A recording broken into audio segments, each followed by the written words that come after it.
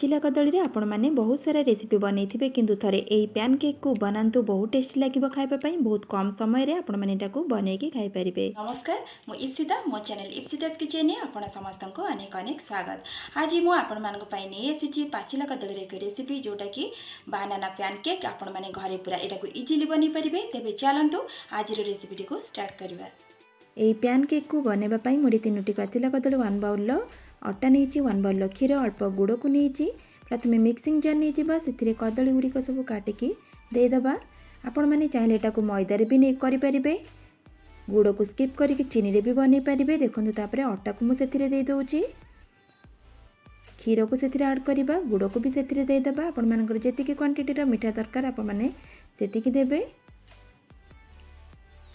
क्षीर बदल में आपण मैंने पानी भी ये आड करें ताको भल से ग्राइंडिंग करनेबा। देखो एबे ग्राइंडिंग करनेली गोटे मिक्सिंग बाउल को ताको अजाड़ी देबा। आपण मैंने चाहिए हाथ में भी यहाँ को चकटिकी करें किंतु एमती करबा द्वारा भल से पेस्ट हो जाए। तापर हाफ स्पून बेकिंग पाउडर ये आड करुच्ची अल्प बेकिंग सोडा को दे दूँगी स्वाद अनुसार लुण को दे दूँगी 1 स्पून वैनिला एसेंस को आड करुच्ची भल फ्लेवर आसापी ताको भल से एबे गोलई नबा। देखो ताको भल से गोलई नौची गोलई सारा पर आम इमिडिएटली यहाँ को करदेबा। देखो बैटर कंसिस्टेंसी एमती ही रैस तावा बसैकी टे गरम करनेबा। तापर तेल को टे लगेदेबा बैटर को एबे दे दूँगी मुझे छोट छोट करके बनाऊँगी। आपण मैंने चाहिए बड़ बड़ करके भी बनई पारे किंतु जेहेतु पैनकेक यहाँ को छोट बनइले आखि को टे सुंदर देखा जाए। गैस फ्लेम को लो टू मीडियम रे रखिथिबे। एबे बैटर को देदेली हल्का टिके ड्राई हो गलानी। ये मु तेल को टे दे दूँगी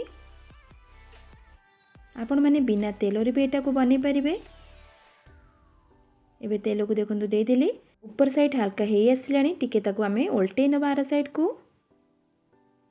देखो आर साइड को ताको उल्टे देली आपण मैंने पिठा करवा तावा रे मध्य यहाँ को बनई पारे।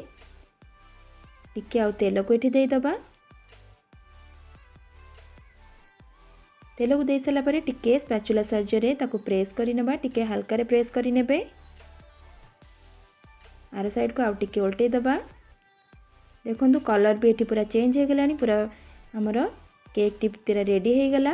ताको प्लेट को काढ़ी नौची सेम प्रोसेस रे सब केक को मुझे बनई नेली। आपण मैंने निश्चय यहाँ को बनइबे बहुत ही कम समय बहुत कम सामग्री रे बहुत टेस्टी लगे खाइबापी। पिला मानक यहाँ को टिफिन्स रे रेडी करके दे पारिबे। मुझे ताको गार्निशिंग कर नौची चॉकलेट सिरप देके। जदि आज भिडियोटी आपण मानक पसंद लगी प्लीज़ लाइक शेयर करें। जदि ए पर्यंत मो चैनल को सब्सक्राइब करना प्लीज़ सब्सक्राइब करें। ताले आज रोची पुणी आसबि नेक्स्ट वीडियो रे किछि नुआ रेसिपी नहीं। नमस्कार बाय जय जगन्नाथ।